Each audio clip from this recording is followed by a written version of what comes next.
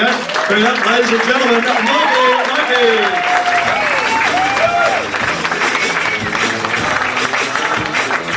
Thank you. Just one more clap for our MC, Clint. Just so I can move the mic stand. That was a bit of a decoy. How's everyone doing tonight? Yeah. A lot of people come up to you and they ask for spare change or spare cigarettes. I like to stand outside steakhouses and ask for spare ribs.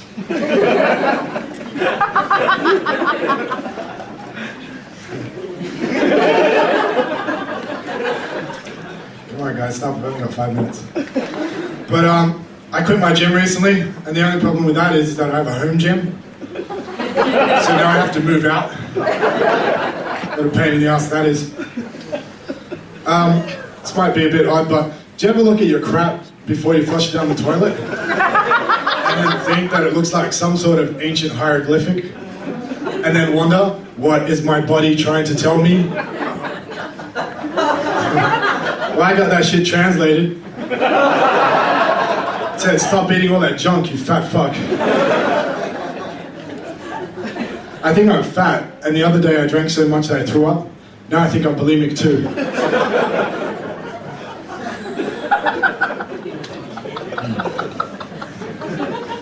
I got tired of people telling me that time travel wasn't possible.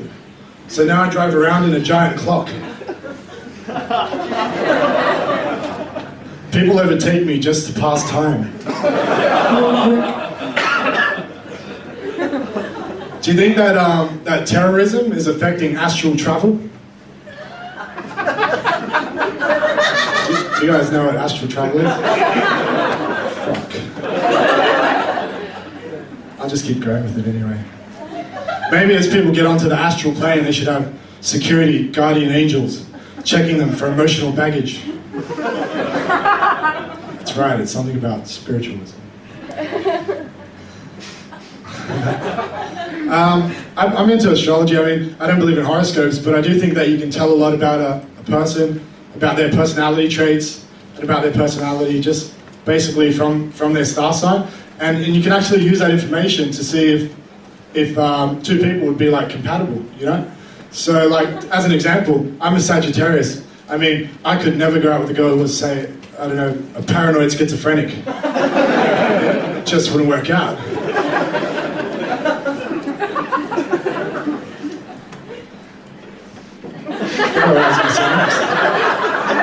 Does that ever happen to you? You're like, you couldn't drink and throw it. You ever get on stage and say jokes? Forgot what you're going to say next? Damn. This is very unprofessional. Oh, that's what I was going to say next. You see a lot of comics walking around with the scrapbook so that they can write down jokes whenever they get inspired. But me, I'm lazy. I just jot down keywords so that I can Google them later.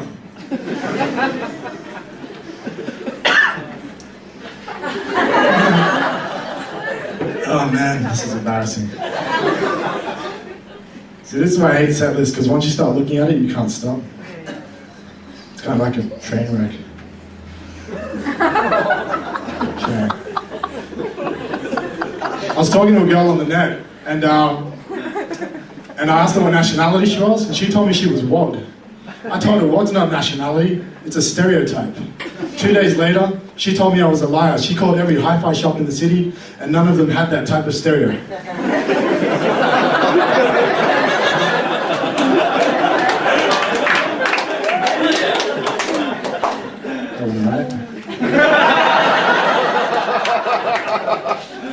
I've been traveling a bit recently, and I've been to places like Wyong and Dandenong and Birong, and I've come up with a theory. If it rhymes with wrong, it probably is. Just don't go there. Learn from my mistakes. But there's a reason I went. I'm actually writing a musical about an Asian and Lebanese gang war that escalates into gun violence. Yeah, it's going to be called Ching Ching Walla Walla Bang Bang.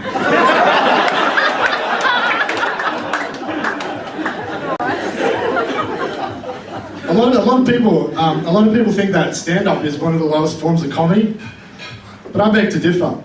I think that genocide is the lowest form of comedy. Do you guys think genocide is funny?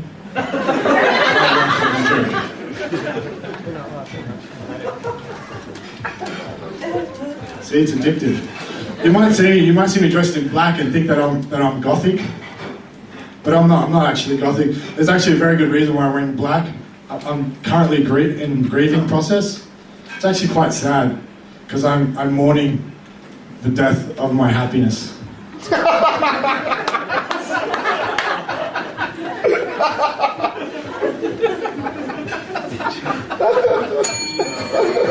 Speaking of which, I actually recently, not recently, but I dated a junkie for a while. And it was kind of weird because when we had sex, she'd want me to talk dirty to her in bed. So I'd find myself saying stuff like, "Oh baby, oh yeah, sell my television, sell it."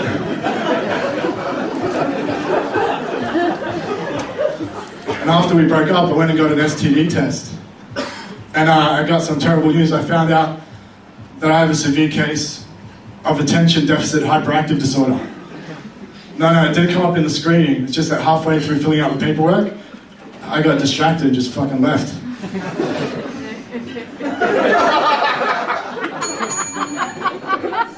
Awesome. While I was in high school, I had a crush on this girl, and I finally built up enough courage to ask her out. And she turned around and said to me go out with you over my dead body. And I thought that was a bit harsh, but I don't hold grudges, I just move on with my life and stuff. But recently I found out she actually died in a terrible, terrible car accident. So I guess now technically that means we're dating. Thank you very much. Back over to